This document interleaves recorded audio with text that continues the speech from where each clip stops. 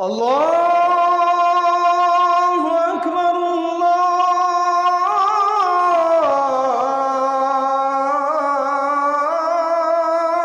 আকবার।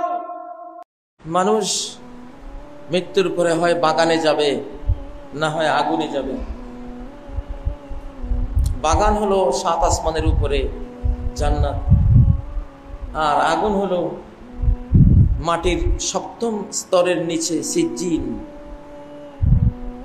সিজ্জিন সহ ভেতরে যে ভয়াবহ জাহান্নাম, সেখানে মানুষ হয় নিচে চলে যাবে অথবা উপরে চলে যাবে। আল্লাহ তাবারাকা ওয়া তাআলা সূরা তাহরিমের 6 নম্বর আয়াতে বলেছেন, ইয়া আইয়ুহাল্লাযীনা আমানু, ওহে তোমরা যারা ঈমান এনেছো, আল্লাহকে বিশ্বাস ভক্তি দিয়েছো, ঈমানের আলো মনোজগতে যারা ধারণ করেছো, আলোকিত হয়েছো, আল্লাহর তৌফিক প্রাপ্ত যারা হয়েছো, তোমাদেরকে উপদেশ দিচ্ছি যে তোমরা কু আনফুসাকুম, নিজেদেরকে বাঁচাও। আগে নিজেদেরকে, আগে অন্যের কথা না, আগে নিজে। যে নিজে বাঁচতে পারে না সে আরেকজনকে বাঁচাতে পারে না। যে নিজেই আগুনে পড়ে সে আরেকজনকে আগুনে কিভাবে বাঁচাবে? যে নিজেই অ্যাক্সিডেন্ট হয় সে নিজে আরেকজনকে কিভাবে উদ্ধার করবে? যে নিজে অন্ধ আরেকজনকে কিভাবে পথ দেখাবে? এজন্য জানাজার দোয়ার মধ্যে আল্লাহুম্মা গফির লিহাইয়িনা ওয়া মাইয়িতিনা, মাইয়িতের আগে আমরা হাই জীবিতের জন্য দোয়া করি, আমাদের জীবিতদের জন্য, অর্থাৎ আমরা যারা দোয়া করছি আমাদেরকে আপনি আগে ক্ষমা করেন, তারপরে মৃতদেরকে। কু আনফুসাকুম ওয়া আহলিকুম নারা, নিজেদেরকে বাঁচাও, পরিবার পরিজনকে বাঁচাও আগুন থেকে।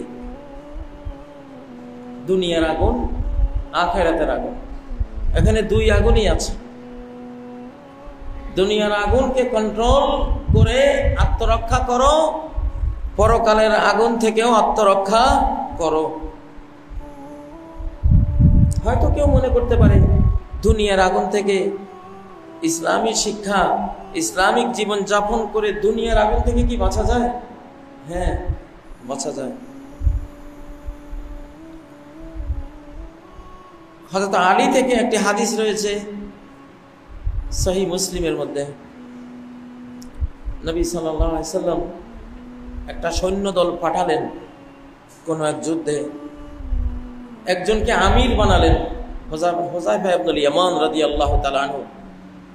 তিনি মুনাফিকদের সম্বন্ধে বিশেষজ্ঞ ছিলেন, তিনি আমির ছিলেন। কোন এক বিষয়ে তিনি সৈন্যদের উপরে রাগ করলেন, তারপর বললেন, ইসমাউলি হাতাবা, আমার জন্য লাকড়ি জমা করো। লাকড়ি জমা করার পরে বললেন, আওকিদুহা নারান, এই লাকড়িতে আগুন জ্বালাও। আগুন জ্বালাবার পরে বললেন, উদখুলুহা, এখন এই আগুনে প্রবেশ করো। দুনিয়ার আগুন। সাহাবীরা বললেন, ওই সৈনিকরা বললেন, ফারারনা ইলান নবী সাল্লাল্লাহু আলাইহি সাল্লাম মিনান নার, আমরা তো এই আগুন থেকেই বাঁচার জন্য সব কিছু ত্যাগ করে নবী সাল্লাল্লাহু আলাইহি সাল্লামের দিকে আমরা পালিয়ে এসেছি, আগুন থেকে বাঁচার জন্যই তো। তাহলে বুঝে গেল আগুন বলতে দুনিয়ার আগুন, আখিরাতের আগুন, সব আগুনই। যদি শুধু আখিরাতের আগুন হতো, দুনিয়ার আগুন উদ্দেশ্য না হতো, তাহলে ওই সাহাবীরা ওই আগুনে ঝাঁপ দিতেন। যে আমরা আখিরাতের আগুন থেকে বাঁচার জন্য নবী সাল্লাল্লাহু আলাইহি ওয়াসাল্লামের কাছে এসেছি, এটা যদি হতো তাহলে দুনিয়ার আগুনে ঝাঁপ দিতে তো নিষেধ ছিল না। কিন্তু ওনারা দুনিয়ার আগুনেও ঝাঁপ দিলেন না, কজ দেখালেন, কারণ বললেন যে নবী সাল্লাল্লাহু আলাইহি ওয়াসাল্লামের কাছে তো এসেছি আগুন থেকে বাঁচার জন্য। মানে কি, দুনিয়ার আগুন হোক আখেরাতের আগুন হোক, আগুন মানব জাতির দুশ্মন। দুশ্মনকে কন্ট্রোল করে আল্লাহ তাআলা রান্না বান্না করিয়ে আমাদেরকে খাওয়াচ্ছেন, ওটা হলো ভিন্ন জিনিস, কিন্তু এটা দুশ্মন। আগুনের তৈরি ইবলিস, এই আগুনের তৈরি ইবলিসে আমাদের সবচেয়ে বড় দুশ্মন। সাহাবীরা আগুনে ঢুকলেন না, দুনিয়ার আগুনেও ঢুকলেন না। দুনিয়ার আগুনে ঢোকাটা নবীজির শিক্ষার বিপরীত মনে করলেন, ইসলামী শিক্ষার সাথে সাংঘর্ষিক মনে করলেন। এই আগুনও, ইসলাম এমন এক ধর্ম, এই ধর্ম সঠিকভাবে কেউ পালন করলে আল্লাহ তাআলা দুনিয়া আগুন থেকেও হেফাজত করতে পারেন, করবেন। দুনিয়ার আগুন দিয়ে আযাব দেওয়া আল্লাহর শরীয়তে নিষেধ, হারাম। লা তুআযিবু বিআযাবিল্লাহ, কোন সৃষ্টিকে আল্লাহর আযাব দিয়ে আযাব দিও না। আল্লাহ যে শাস্তি দিতে পারেন আগুন দিয়ে, সে আগুন দিয়ে কাউকে শাস্তি দিও না। এজন্য নবী সাল্লাল্লাহু আলাইহি সাল্লামের কাছে যত শাস্তির কথা কোরআনে সুন্নায় নাজিল হয়েছে, কোথাও আগুন দিয়ে পুড়িয়ে দেওয়ার কোনো পানিশমেন্ট, কোনো সাজা ইসলামে নাই। তাহলে আগুন থেকে বাঁচার কথা। ইব্রাহিম আলাইহিস সালাম যেহেতু পুরা ঈমানের বলয়ের মধ্যে, ঘেরাওর মধ্যে ছিলেন, ইসলাম ঈমান, ঈমানের একটা বলয় আছে, নূরের বলয়, আলোর বলয়ে তিনি ছিলেন। ওই বলয় নিয়ে নমরুদের আগুনে পড়েও উনি জ্বলে যাননি, জ্বালাতে পারেনি ওরা।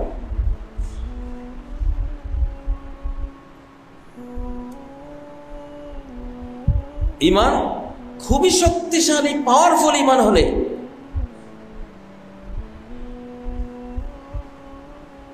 আগুন থেকে সেভ হয়ে যায়।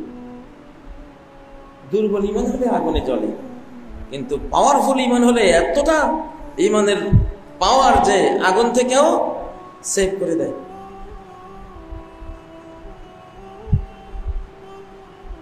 পাকিস্তানের প্রেসিডেন্ট জিয়াউল হক যে বিমান দুর্ঘটনায় নিহত হয়েছিলেন, তার বুকে 1 কপি কোরআন ছিল। এই কোরআন পড়া যায় নাই, কোরআনটা পুরা অক্ষত, তারা জ্বলে গেছে কিন্তু কোরআন চলে নাই। এটা তো ঈমান, এটা পাওয়ার, এটা জ্বলে নাই।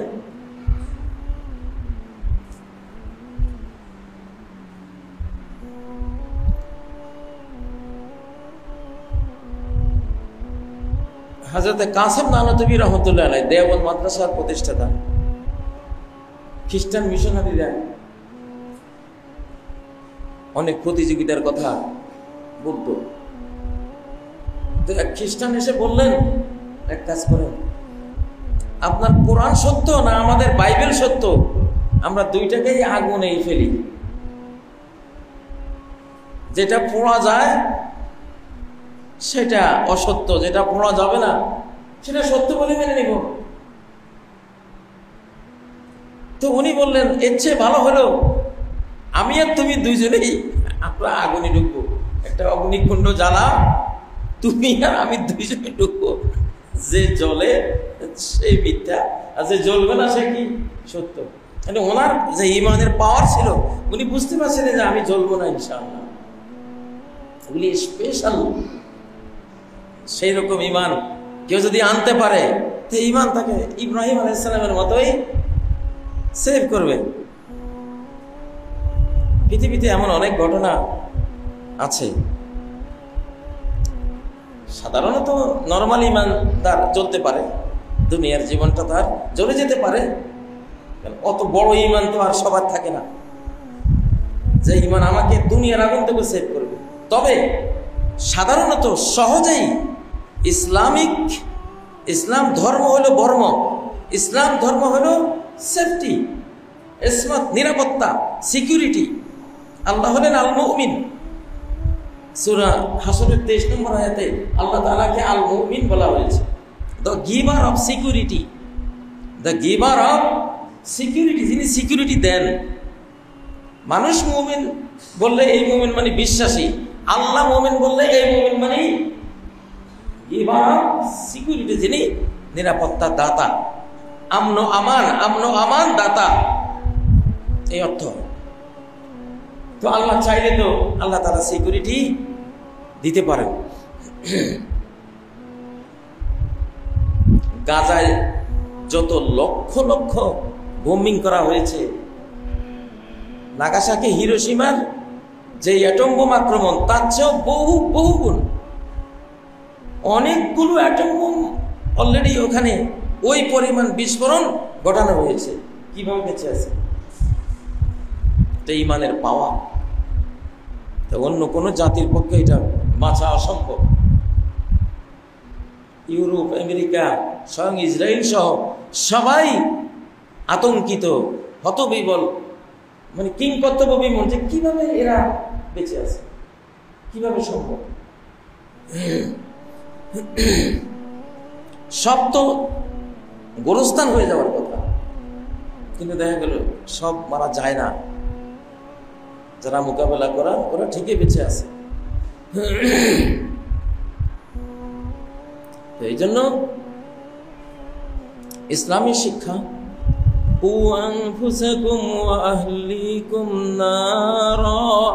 তোমরা নিজেদেরকে বাঁচাও, নিজেদের পরিবার পরিজনকে বাঁচাও কোত্থেকে? আগুন থেকে। কোত্থেকে বাঁচাও? আগুন থেকে।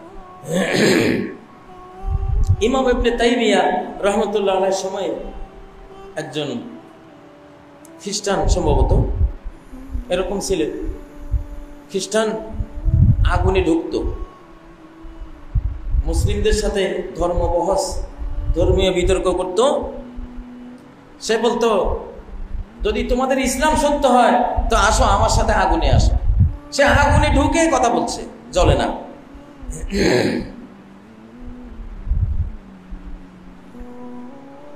এখন মুসলিমদের মধ্যে একটা আতঙ্ক ছড়িয়ে গেছে। ইমাম ইবনে তাইমিয়া রাহমাতুল্লাহ আলাইহি ঈমানও ওইরকম ছিল, সেই রকম ঈমানদার মানুষ, বিশ্ববিখ্যাত আলেম, সিরিয়ার আলেম। তো উনি বুঝছেন যে ওই খ্রিস্টানটা ব্যাঙের তেল, কয় না ব্যাঙের আবার সর্দি, ব্যাঙের তেল, কমলার যে সাদা চামড়া, আরো জানি কি তিনটা জিনিস, এগুলি দিয়ে একটা তেল বানিয়ে সারা শরীর ওটা মাখে। ওটা মাখলে এটা ফায়ার প্রোটেক্ট, এটা মানে সহজে আগুন তাকে টাচ করে না। তো উনি বললেন, ঠিক আছে আমিও আগুনে ঢুকবো ইনশাল্লাহ, আমার সেই ঈমান আছে, তবে তাকে আমরা দুইজনই আগুনে ঢুকবো। আগুনে ঢুকার আগে তাকে সাবান দিয়ে ভালো করে আমি গোসল করাবো, খুব ভালো করে সাবান দিয়ে, সেও গোসল করবে আমিও গোসল করবো, দুইজন গোসল করে অগ্নিকুণ্ডে ঢুকবো। এই কথা শুনে ওই খ্রিস্টান পালিয়েছে, যে সর্বনাশ, ও তো আমার গোমর বুঝে গেছে। তো ইমাম ইবনে তাইমিয়া বুঝতেন যে ওকে যদি গোসল করাইয়া আমি সব আগুনে ঢুকি, ও চলবে, আমি চলবো না ইনশাআল্লাহ। যাই হোক, এগুলি অলৌকিক মিরাকল বিষয়। কিন্তু ইসলামিক শিক্ষা সিরিয়াস পর্যায়ে একেবারে আপাদমস্তক যদি ঈমান এবং আমল, শিক্ষা দীক্ষা ইসলামিকভাবে কেউ গ্রহণ করে, তাহলে জাহান্নামের আগুন থেকে সে বাঁচবে, কোনো সন্দেহ আছে? সন্দেহ নেই। এবং সে হযরত ইব্রাহিমের মতো ঈমানদার হলে তাকে আল্লাহ তাআলা আগুনের থেকেও, দুনিয়ার আগুন থেকেও বাঁচিয়ে দিতে পারেন। এরকম ঘটনা পৃথিবীতে ঘটেছে। শাহজালালকে গৌর গোবিন্দ যখন অগ্নিবাণ মেরেছিল, অগ্নিবাণ, শুধু আগুন আসতেছে, জিন জাতি তো আগুন, তারা তো আগুন, ওদেরকে দিয়ে গৌর গোবিন্দ অগ্নিবাণ, ব্ল্যাক ম্যাজিক করে অগ্নিবাণ মেরেছিল, কিন্তু শাহজালালকে পোড়াতে পারে নাই। ওই আগুন পোড়ায় নাই তাকে, উনি ওই আগুনকে ঠান্ডা করে ফেলছেন। قُلْ يَا نَارُ كُونِي بَرْدًا وَسَلَامًا عَلَى إِبْرَاهِيمَ, আমি বললাম, ওরে আগুন তুই ঠান্ডা হয়ে যা এবং নাতিশীতোষ্ণ হয়ে যা, গরম না বেশি ঠান্ডাও না, আমার ইব্রাহিম ঠান্ডায় কষ্ট পাবে, এতটুক ঠান্ডা তুই হোস না। যদি সালামান না বলতেন আল্লাহ, ওই আগুন বরফ হয়ে যেত। আগুন কি হয়ে যেত? বরফ হয়ে যেত। আল্লাহু আকবার। তো যাই হোক, ইসলামী শিক্ষা হলো মূলত জাহান্নামের আগুন থেকে বাঁচাবার উপায়। কিন্তু দুনিয়ার আগুন থেকেও আপনি অনেকটা সেভ হয়ে যাবেন যদি খুবই আন্তরিকভাবে নবী সাল্লাল্লাহু আলাইহি সাল্লামের তরিকায় যদি আপনি শিক্ষাটা নেন। তাহলে সাহাবীরা যেমন দুনিয়ার আগুনে ঢোকার সময় বললেন, আগুন থেকে বাঁচার জন্য তো নবীর কাছে এসেছি, আমরা আগুনে যাব কেন? আল্লাহ আপনাকে সেভ করবেন ইনশাআল্লাহ। সেভ করতে পারেন, সেই ক্ষমতা আল্লাহর আছে। এমন ঘটনাই ঘটবে না যে আপনি আগুনে পড়বেন। আপনার ঈমানের কারণে এমন দুর্ঘটনাই ঘটবে না যে আপনার উপরে আগুন আসতে পারে।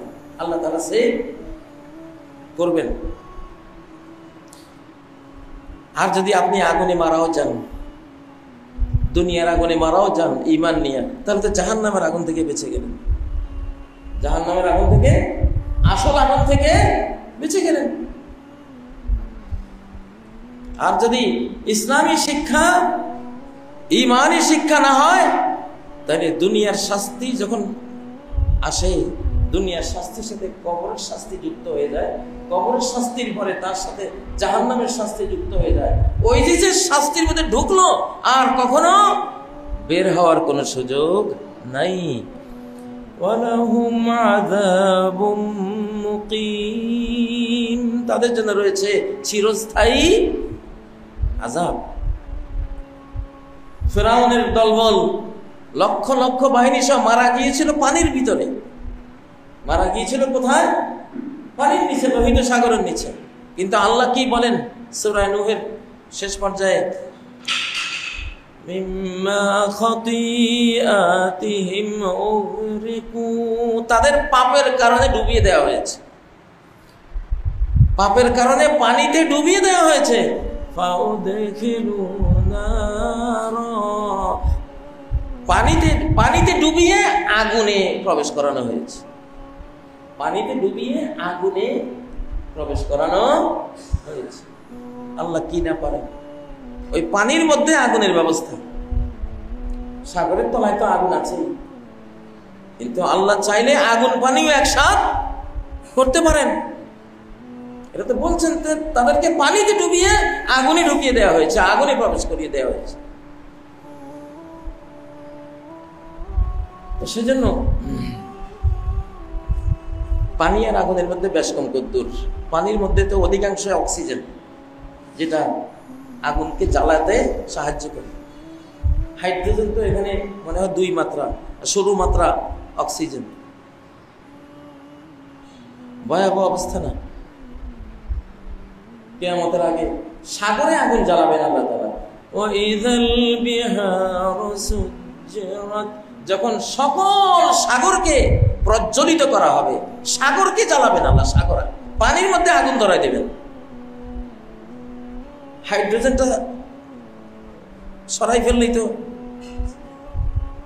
অক্সিজেন, তো পানি তো পুরোটাই কি অক্সিজেন। জ্বালাতে কতক্ষণ? পানি থেকে মানুষ জ্বালানি আবিষ্কারের চেষ্টা করতেছে। তো কোরআনে তো আছে যে পানির মধ্যে পানি জ্বলবে, পানির মধ্যে আগুন জ্বালানো হবে, একদিন হয়তো আবিষ্কার হতেও পারে। তো এই আগুন থেকে বাঁচাওই হলো আমাদের জীবনের সবচেয়ে, আমাদের অর্ধেক ভিশন হলো পৃথিবীতে। অর্ধেক হলো জান্নাতের জন্য, বাগানে যাওয়ার জন্য অর্ধেক মিশন, বাকি অর্ধেক মিশন আগুন থেকে সেফটি। জান্নাত জাহান্নাম, জান্নাতে যাব, জাহান্নাম থেকে বাঁচবো, বাগানে যাব, আগুন থেকে বাঁচবো। তাহলে জীবনটা দুই ভাগ, 2 পার্ট, তাই না? 2 ভাগ। এক ভাগ আমার যত এনার্জি, যত যোগ্যতা, যত সম্পদ, যত শিক্ষা দীক্ষা, সবকিছু দিয়ে, সবকিছু মিলিয়ে অর্ধেক আমার চেষ্টা চলবে জান্নাতে যাওয়ার জন্য, অর্ধেক চেষ্টা চলবে জাহান্নাম থেকে বাঁচার জন্য, আগুন থেকে বাঁচার জন্য।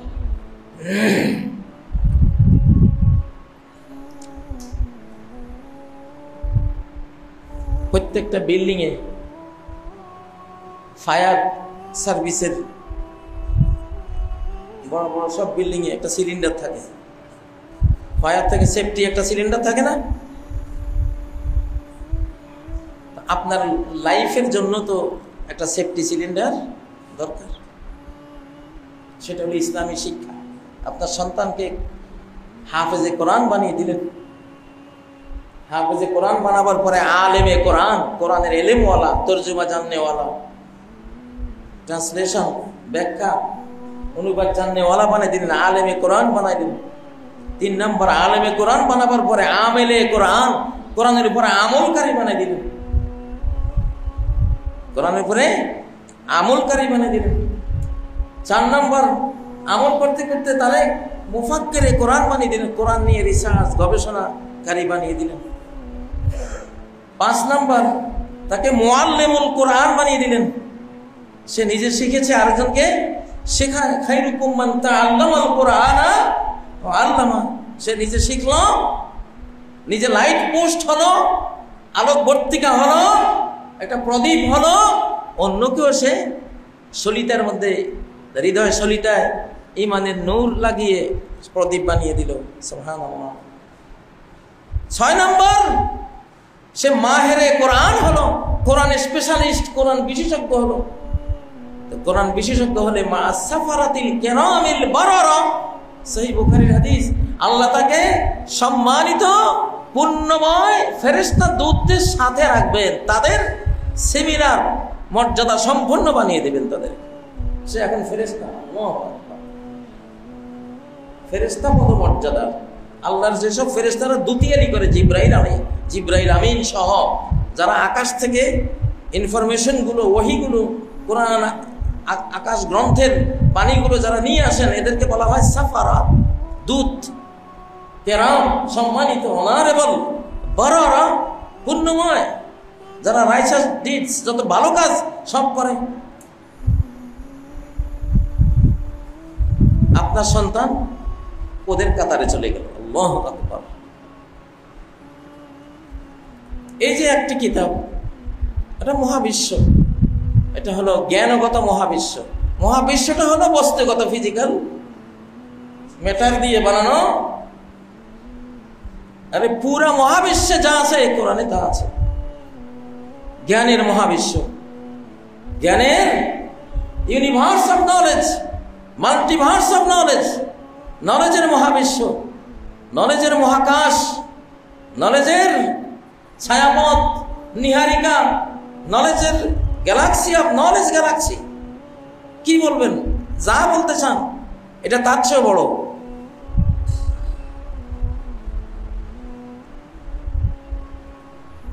সাম্প্রতিক আকাশ থেকে 2টো আক্রমণ হয়েছে, দুটাই বিদ্যালয়ে।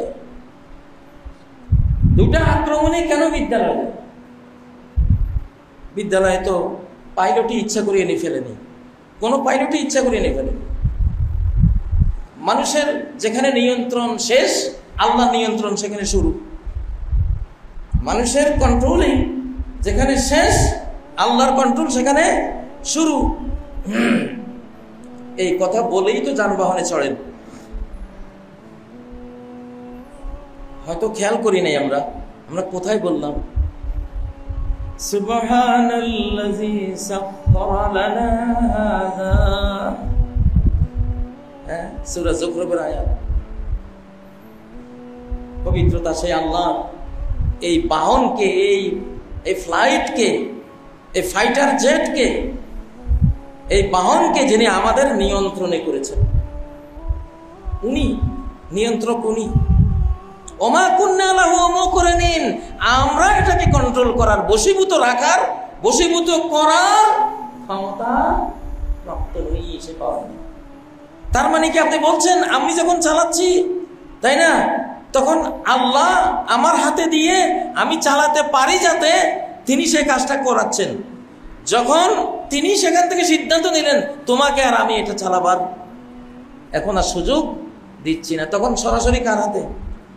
এই জন্য মানুষের কন্ট্রোল যেখানে শেষ, সেখানে কার কন্ট্রোল? সরাসরি আল্লাহ। তাহলে অ্যাক্সিডেন্ট যে বলেন, অ্যাক্সিডেন্টের সময় মানুষের নিয়ন্ত্রণ থাকে না, কার নিয়ন্ত্রণ? এটা কি খেতে পড়বে, এটা কি মাদ্রাসায় পড়বে, না মসজিদে পড়বে, না স্কুলে পড়বে? সিদ্ধান্ত কার? আল্লাহ। এখানে কতগুলো অপরাধ থাকে। আল্লাহর এই একটা কাজ, একটা দুর্ঘটনা আল্লাহ যখন অনুমোদন দেন, তখন রাষ্ট্রপক্ষের অপরাধ থাকে, ত্রুটি থাকে। তারা এইসব লক্ষ্য জপ করে এগুলি কেন এখনো রাখলো, তারা একটা ত্রুটি করে। যে কর্তৃপক্ষ এগুলি চালায় তাদের একটা অবহেলা এখানে থাকে, তারাও একটা আসামি হওয়ার মতো কাজ এখানে করেছে, ঠিক নয় কি? আবার যেখানে পড়েছে তারা কি যথেষ্ট সেফটি নিয়েছিল আল্লাহর কাছ থেকে, যে আল্লাহ আমার নিষ্পাপ শিশুদেরকে তুমি রক্ষা করো, আল্লাহ তুমি রক্ষা করবা।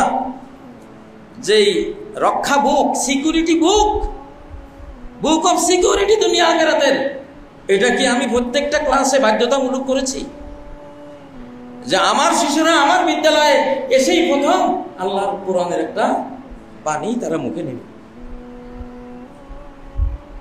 এবং মুসলিম উম্মার সর্বপ্রধান পাঠ্য বই হলো, টেক্সট বুক হলো আল কোরআন। আমি তো আমার শিশুকে কোরআনটা ধরিয়ে দেব, অন্তত দুনিয়া গেলেও আখিরাত যাবে না, দুনিয়া গেলেও আখিরাত যাবে না। হয়তোবা আমার একটা নিষ্পাপ শিশু সূরা ফাতিহার উসিলায় আল্লাহ আমাকে ভয়াবহ দুর্ঘটনা থেকে সেফ রাখবেন, এমন ঘটনা তো হয়, ঘটেছে।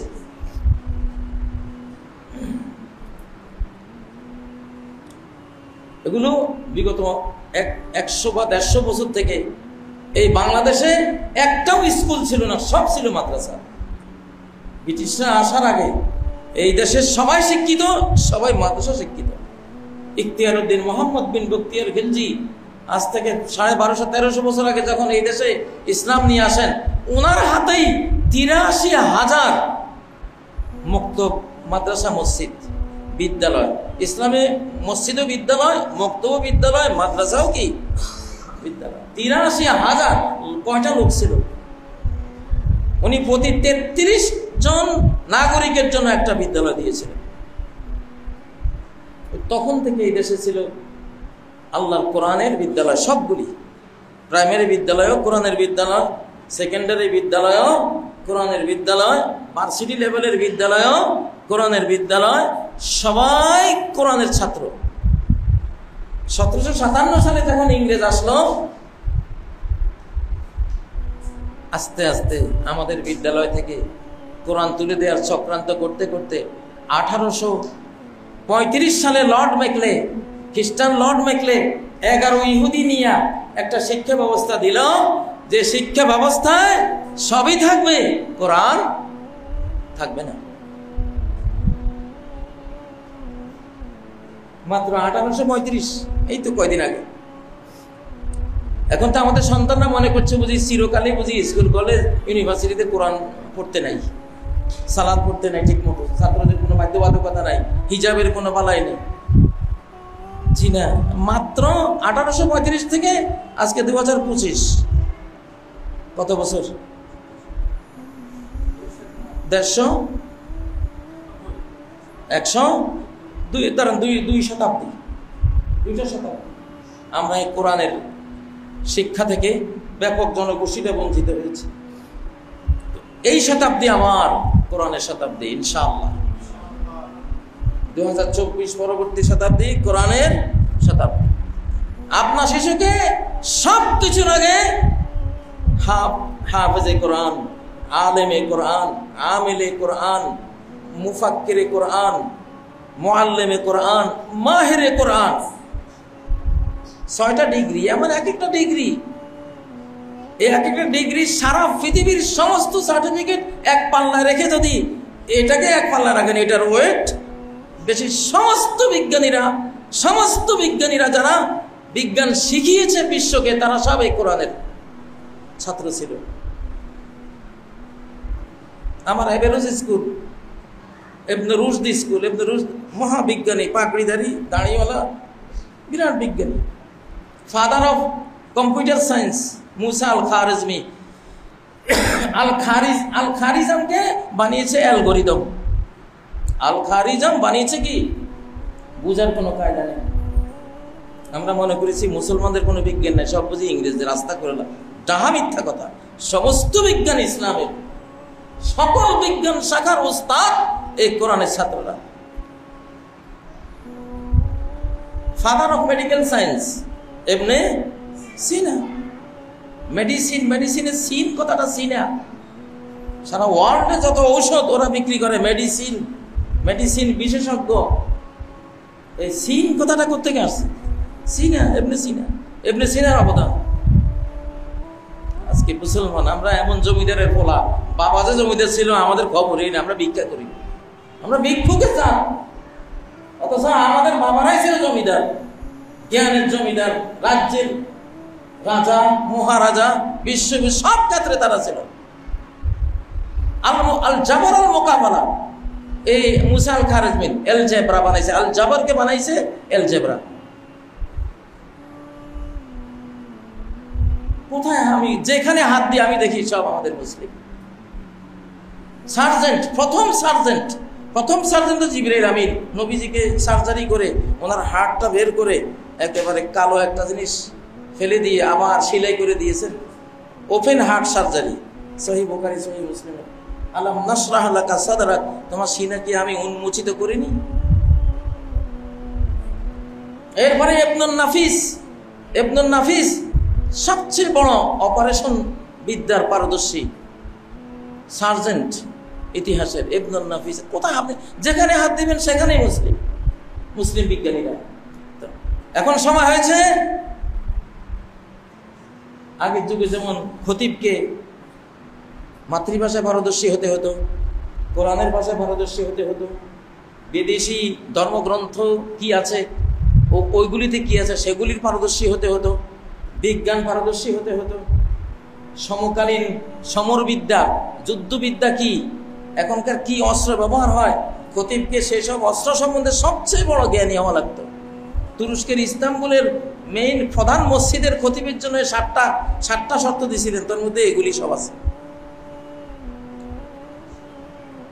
এতদিন আমরা ছিলাম শুধু একটুখানি কবরের কথা, একটু কবরের ওয়াজ, ওযু গোসল, নামাজ রোজার, বাবা এগুলো তো আছে।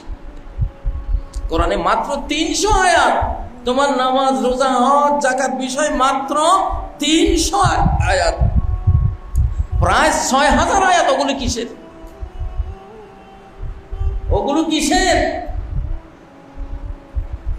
ওগুলি হলো জাতির উত্থান হয় কেমনে, জাতির পতন হয় কেমনে, কি কি গুণ, কি কি বৈশিষ্ট্য, কি কি যোগ্যতায় একটা জাতি ওয়ার্ল্ড লিডার জাতির পর্যায়ে চলে যায়, আর কি কি যোগ্যতাহীনতার কারণে একটা জাতি গোলাম হয়ে যায়। হালাকু খান যখন বাগদাদ আক্রমণ করে, প্রায় 16 থেকে 18 লক্ষ মুসলমান মনীষী, আলেম, ওলামা, বিজ্ঞানী, ওলিয়া আউলিয়া, শাসক, মন্ত্রী, নারী, পুরুষ জবাই করে 18 লক্ষ প্রায়। কিন্তু সে বাগদাদে ঢুকতেছে না, বাইরে। তার সৈনিকরা বলছে, আপনি তো জয় করেই ফেললেন, কিন্তু ভেতরে কেন যাচ্ছেন না? দুটা প্রশ্ন আমাকে ভেতরে ঢুকতে দিচ্ছে না। একটা প্রশ্ন হলো, মুসলিমদের কোন সেই দুর্বলতা, কোন সেই অপরাধ, কোন সে পাপ, কোন সেই অন্যায়, যে অন্যায়ের কারণে আমি আজকে তাদেরকে পরাস্ত করার মতো পজিশনে আমি আসতে পেরেছি, আর তারা পরাজিত হওয়ার মতো পরাজয়ের গর্তে তারা পড়েছে, সেই অপরাধটা কি?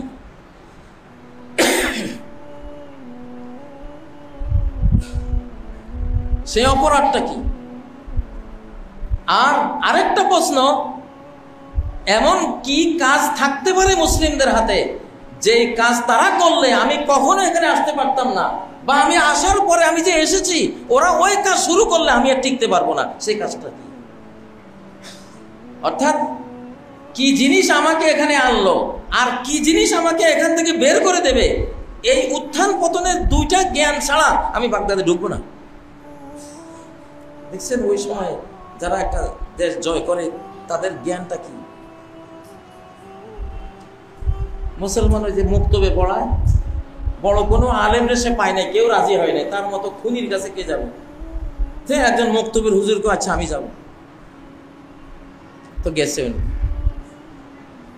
তো ওনাকে জিজ্ঞাসা করছে, কিসে তোমাদেরকে আজকে এই অপমানিত অপদস্থ এই রক্ত গঙ্গায় ভাসিয়ে দিল? সে বলতেছে, আমরা মুসলমানরা এসেছিলাম, আমরা আল্লাহর দ্বীন কোরআনকে বুকে নেব, আল্লাহর এই আমানত, মুহাম্মদ সাল্লাল্লাহু আলাইহি সাল্লামের এই আমানত নিজেরাও পালন করব এবং গোটা বিশ্বকে এই আমানতের দিকে আমরা ডাকবো। আমাদের ভিশন ছিল এইটা। আমরা যখন এটা বাদ দিয়ে কে ক্ষমতার চেয়ার দখল করব, কে সবচেয়ে বড় নেতা হব,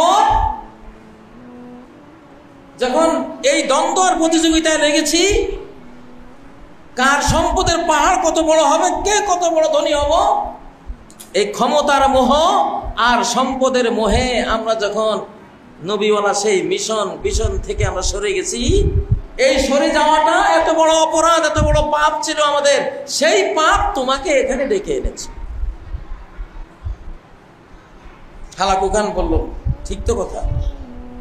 আচ্ছা এবার বলো, কোন জিনিস এমন ভবিষ্যতে আসতে পারে যে আমাকে এখান থেকে বিতাড়িত করবে? ওই মুক্তাকির হুজুর কয়, ও ঠিক, যেটা হারাবার কারণে তুমি আসতে পেরেছো এখানে, আমরা আবার সেই আমানতে ফেরত যাব।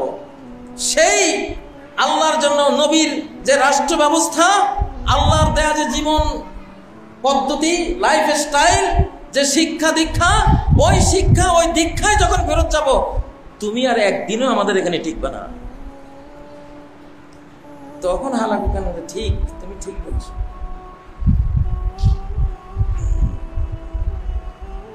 আজকে মুসলিমরা কেন মার খায়?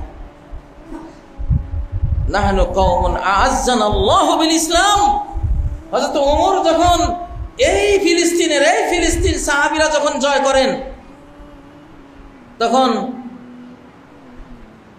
প্রায় 16টার মতো বা কম বেশ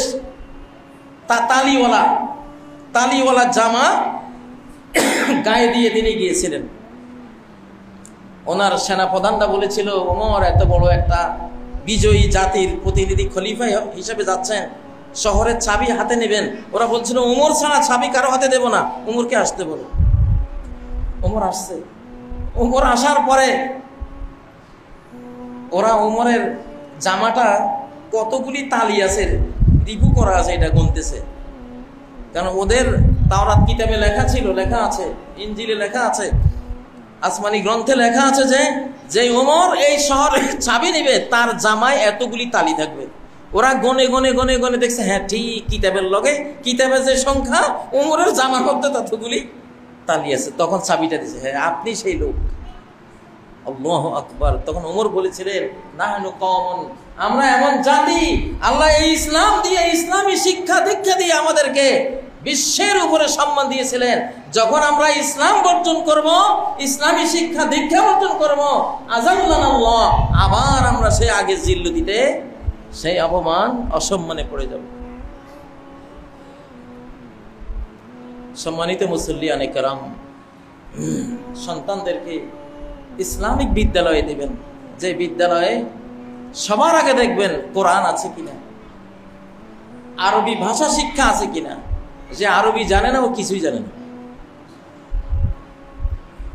খারাপ লাগে শুনতে, যে আরবি জানে না, সে কিছুই জানে না। কেন? কারণ সে আরবি জানে না, কোরআন জানে না। তো কোরআন না জানলে সে কি জানে? কোন কি জ্ঞানটা আছে? কি জ্ঞানটা আছে?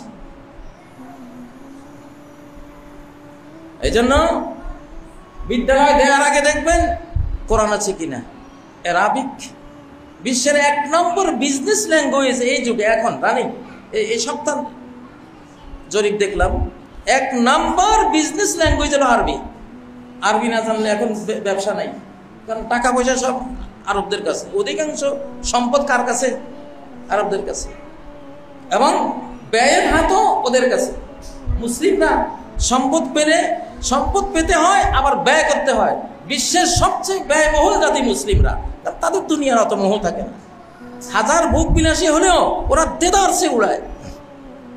পার্শ্ববর্তী দেশে যান, একটা ডিমকে 8 টুকরা করে ওরা খায়।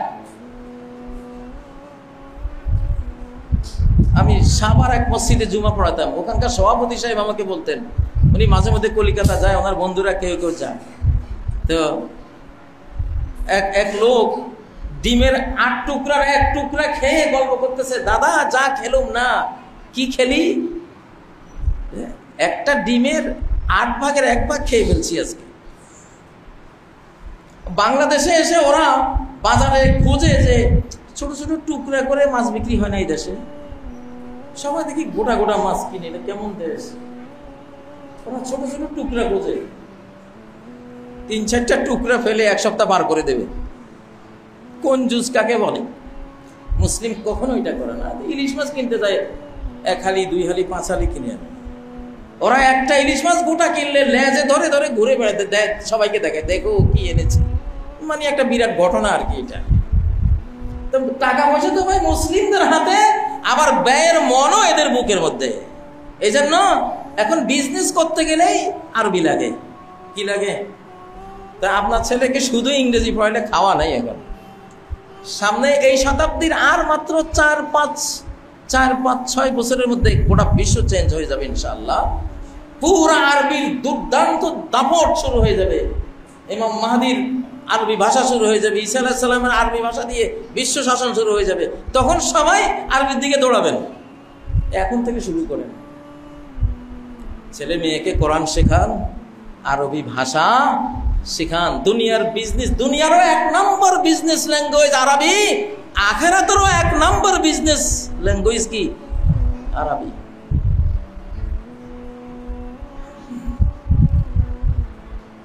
তো সম্প্রতি আকাশ থেকে 2টা আক্রমণ আসলো, 2টাই বিদ্যালয়ে। কেন? আল্লাহর কাছে কোনো জিনিস কাকতালীয় না, কোনো জিনিস অ্যাক্সিডেন্ট, এটা মানুষের ভাষা। আল্লাহর কাছে কোনো অ্যাক্সিডেন্ট শব্দ নাই।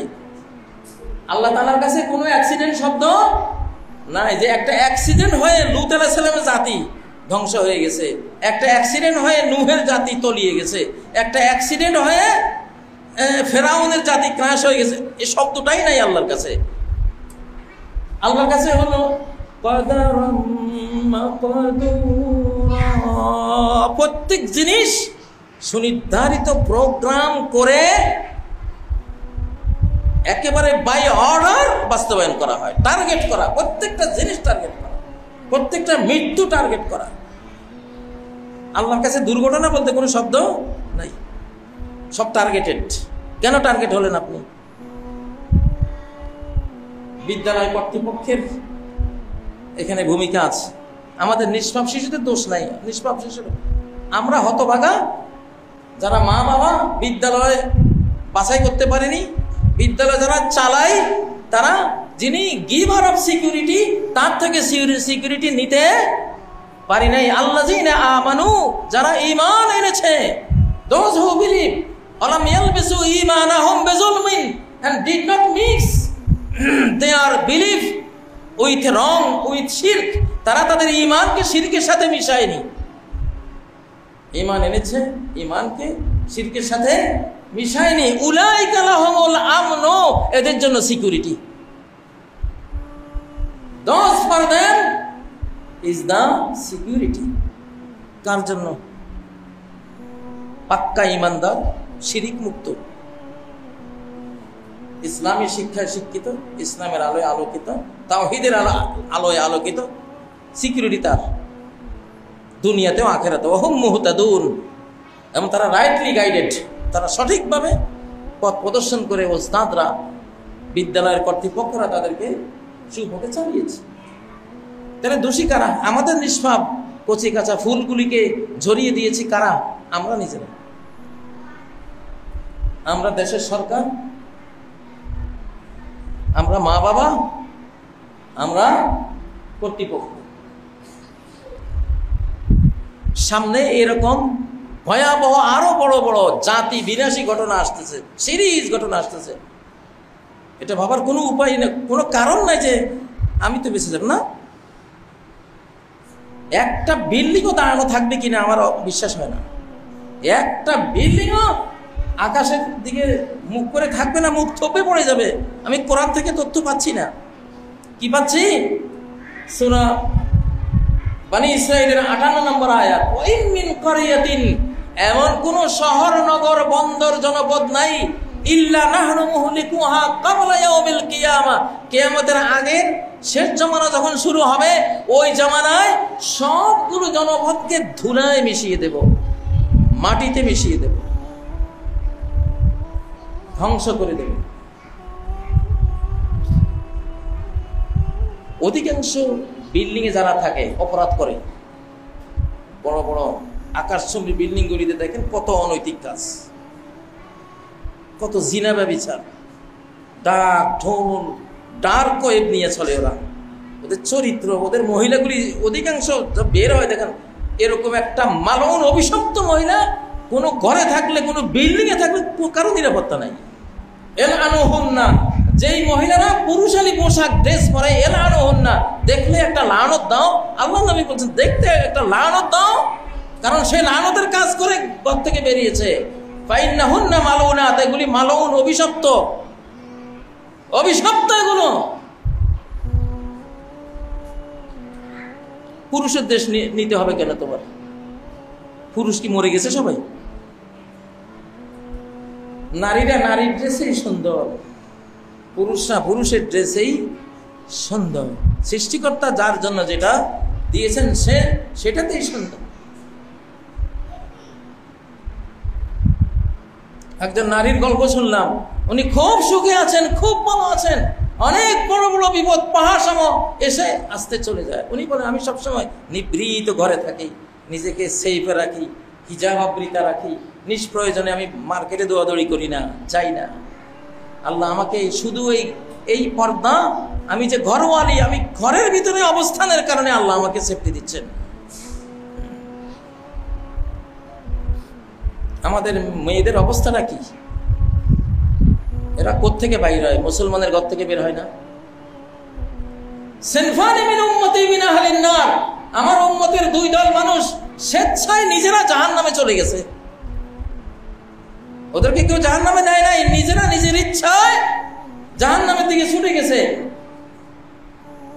এক নাম্বার, রিজালুন মাআহুম সিয়াতুন কাআজনাবিল বাকর ইয়াদরিবুনা বিহান নাস, একদল মানুষ এত বড় বড় গরুর লেজের মতো লাঠি, ওই লাঠি দিয়ে মানুষকে পেটায়।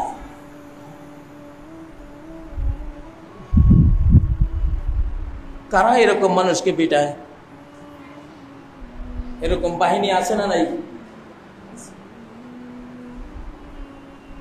একজন মুমিনের গায়ে একটা থাপ্পড় দিলে, একটা গোলাম 20 লক্ষ টাকা দিয়ে কিনা একটা গোলামের গায়ে মালিক থাপ্পড় দিয়েছে, নবীজি বললেন জাহান্নাম থেকে বাঁচতে চাইলে ওরে এখন স্বাধীন করে দাও, 20 লাখ টাকা তোমার জলে গেল, পানিতে গেল।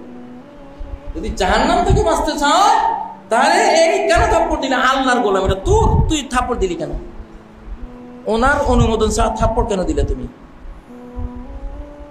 এই নরম হাতে একটা থাপ্পড়ের যদি এই রেশিওটা হয় যে 20 লাখ 30 লাখ টাকা দিয়ে কিনা কীটদাস স্বাধীন করে দিয়ে জাহান্নাম থেকে বাঁচতে হয় মনিবকে, তোরা যে পিটাস এত বড় বড় লাঠি দিয়া, কি অধিকার আছে তোরা আমার উপরে? ইমানদার উপর কি অধিকার? কোন অধিকারে পিটাও?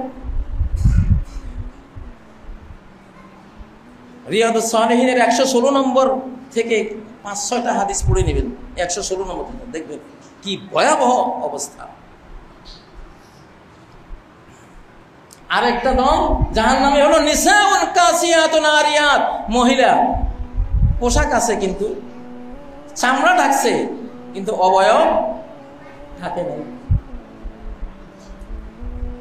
যেগুলি ঢাকার অঙ্গ ওগুলির স্কিনও ঢাকতে হয়, অবয়বও ঢাকতে হয়।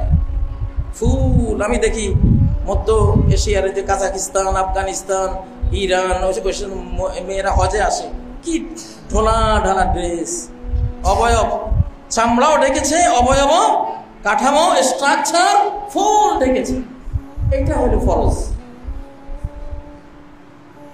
নারীদেরও পুরুষদেরও এরকম ভাবে ঢাকা। পুরুষদের নাভি থেকে হাঁটু পর্যন্ত, নারীদের মাথার তালু থেকে পায়ের তালু পর্যন্ত ফরজ। এটা সম্মানজনক ড্রেস আল্লাহ দিয়েছে মানুষকে, আল্লাহ সেফ রাখতে চেয়েছে, জান্নাতি ড্রেস।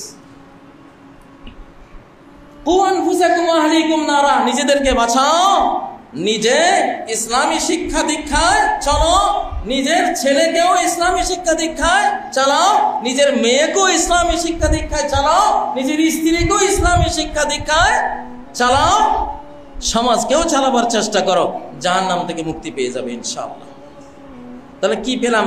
সূরা তাহরিমের 6 নম্বর আয়াতে জাহান্নাম থেকে মুক্তির উপায় কি? ইসলামী শিক্ষা। আগুন থেকে মুক্তির উপায় কি? ইসলামী শিক্ষা। ইসলামী শিক্ষায় জ্ঞান বিজ্ঞানের সব কিছু আছে, একটাও বাদ নাই। আল্লাহর কোরআনে, এই কোরআনে সমস্ত জ্ঞান বিজ্ঞানের মহা সাগর এই কোরআন।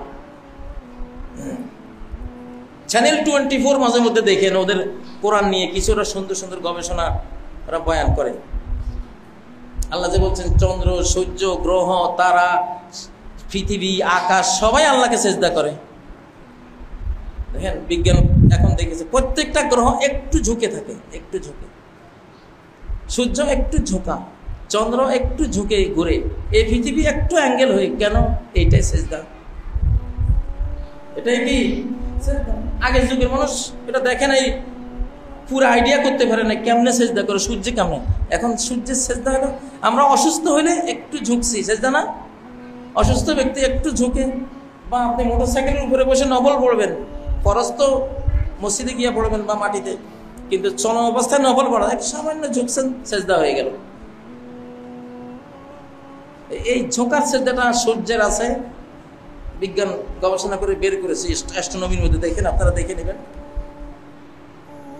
কোরআন শিখলে আপনার শিশু সবই পেল, আপনিও সব পেলেন ইনশাআল্লাহ।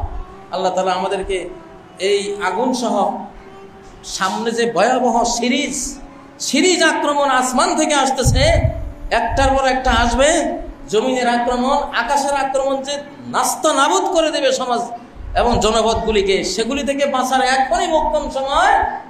সবাইকে কোরআনের ছাত্র হইতে হবে ইনশাআল্লাহ। আল্লাহ তাআলা আমাদেরকে তৌফিক দিন, কোরআনের ছাত্র হওয়ার তৌফিক দিন। আমাদের শিশুদেরকে কোরআনের মাধ্যমে শিশু বিজ্ঞানী হওয়ার তৌফিক দিন, শিশু ইবনে সিনা হওয়ার তৌফিক দিন, শিশু ইবনুন নাফিস, শিশু জাবির ইবনে হাইয়ান এবং শিশু ইবনে রুশদ, কত কত লক্ষ লক্ষ বিজ্ঞানী সকল সেক্টরে আমাদের।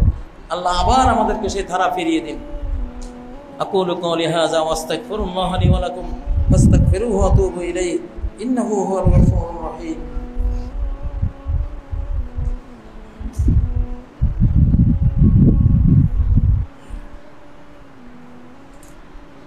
ইন্নাল হামদুলিল্লাহ, আলহামদুলিল্লাহি রাব্বিল আল্লাযী খালাকাস সামাওয়াতি ওয়াল আরদা ওয়া মা বাইনাহুমা লিআন নাকুনা মিনাল আবিদিন।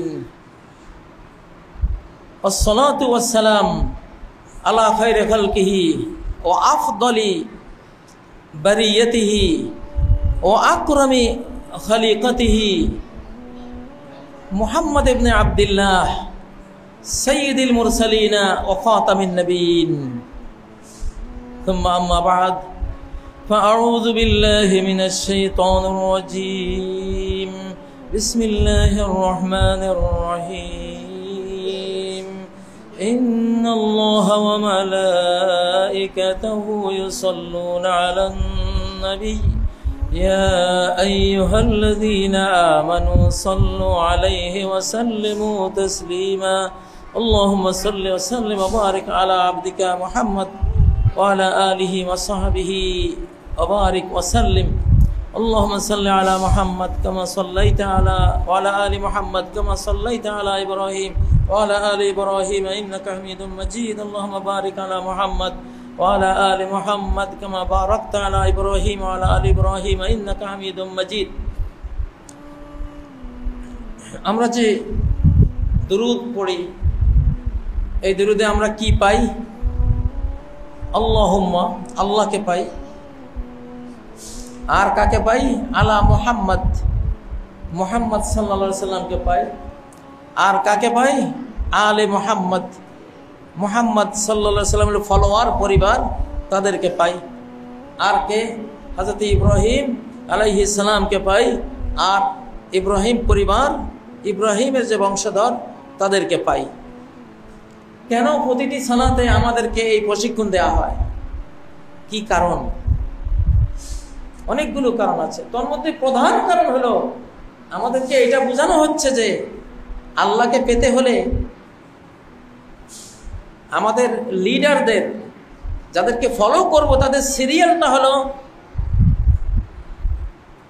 আলে ইব্রাহিম ইব্রাহিম, আলে মোহাম্মদ মোহাম্মদ, তারপরে আল্লাহ।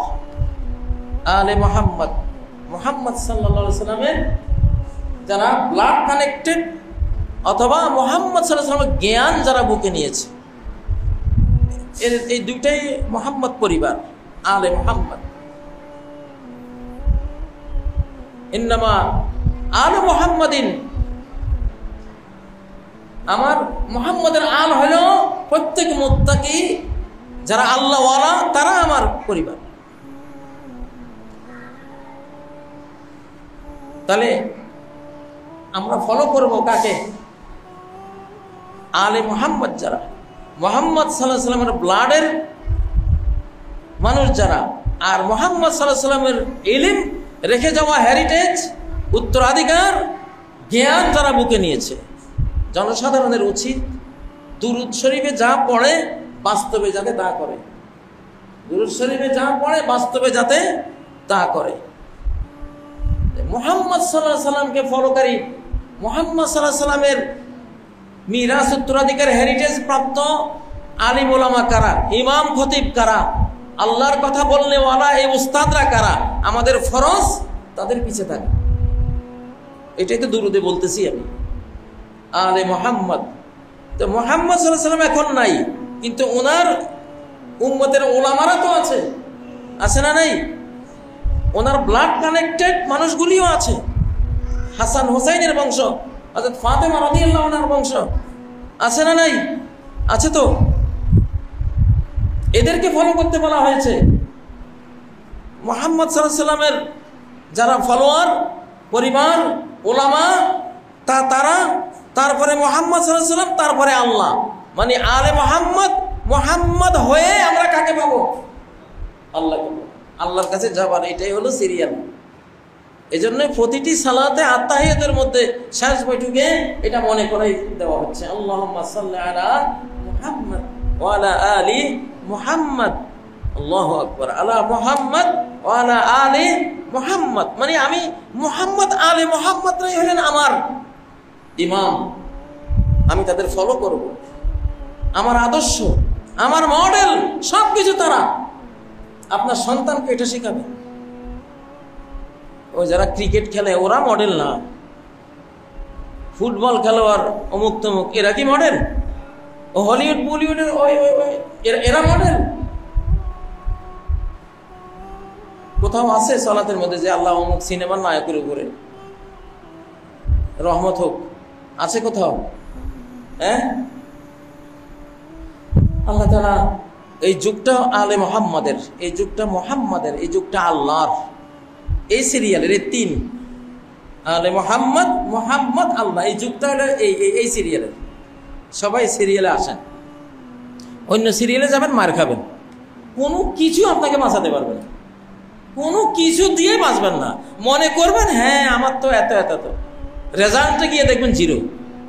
অনেক বড় বড় আয়োজন আসবে, মনে হবে যেন এই তো আমি জিতে গেছি, রেজাল্ট দেখবেন যে কি এক প্রচন্ড অদৃশ্য হাত সবকিছুকে গড়িয়ে দিচ্ছে।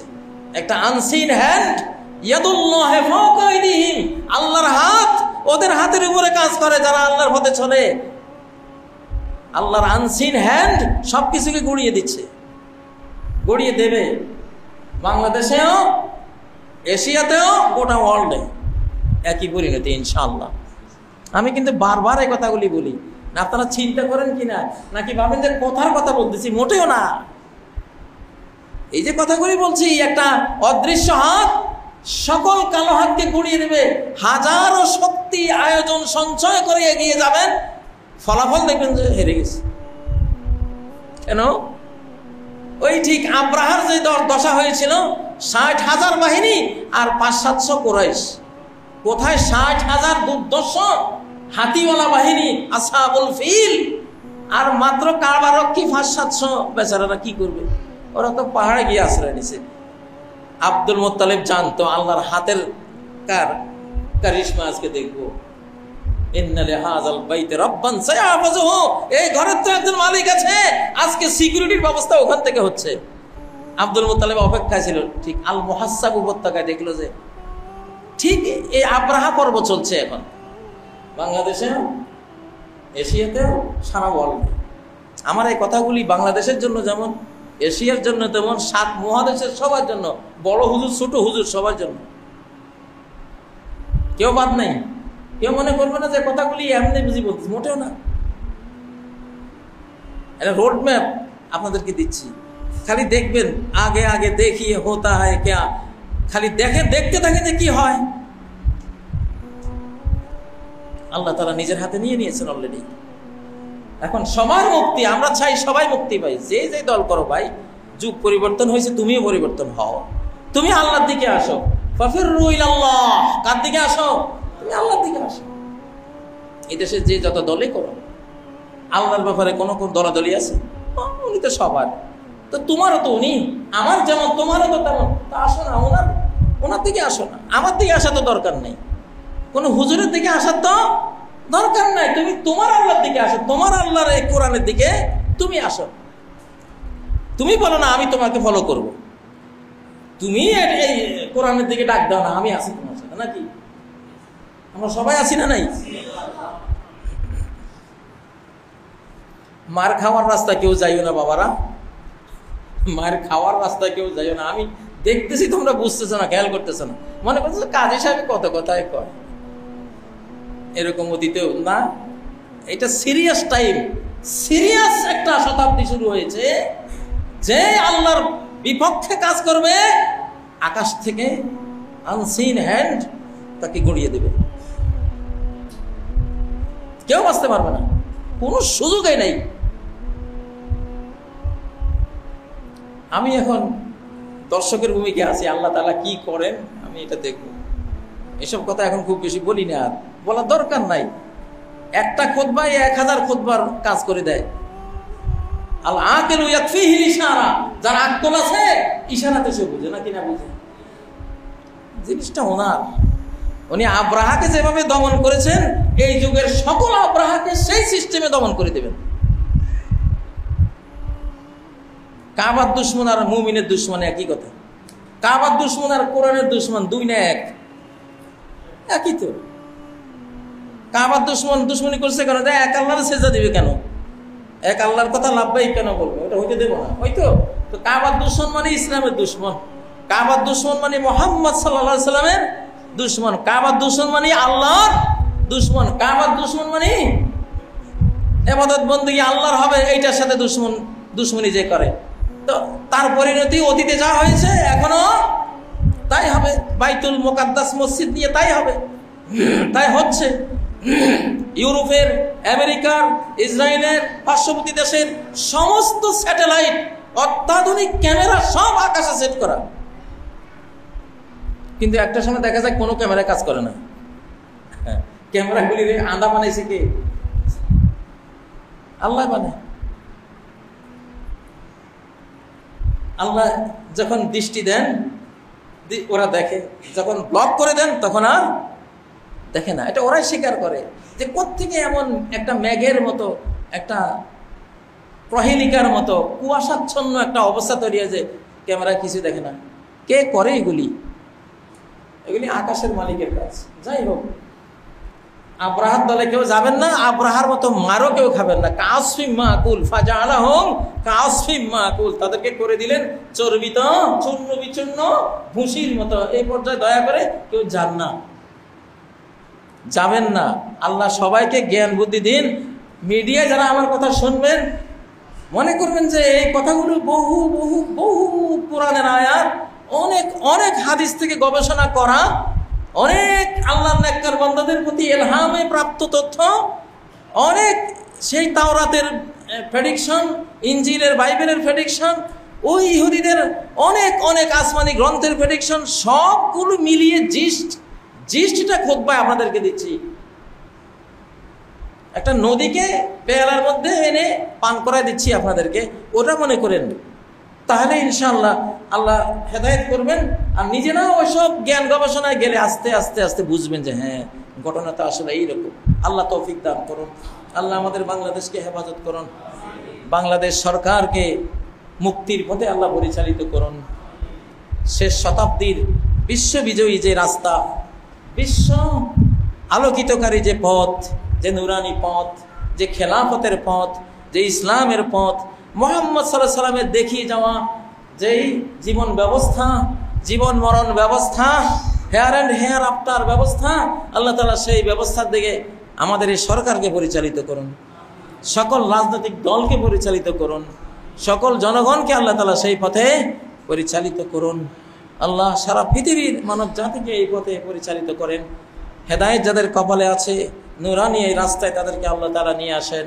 আল্লাহ আমাদের মা বাবাকে ক্ষমা করেন, আমাদের পূর্বপুরুষগণকে ক্ষমা করেন, আমাদের দাদা দাদি নানা নানি, আমাদের যারা অতীতে আমাদেরকে রেখে গেছেন পৃথিবীতে, সবাইকে আল্লাহ ক্ষমা করেন।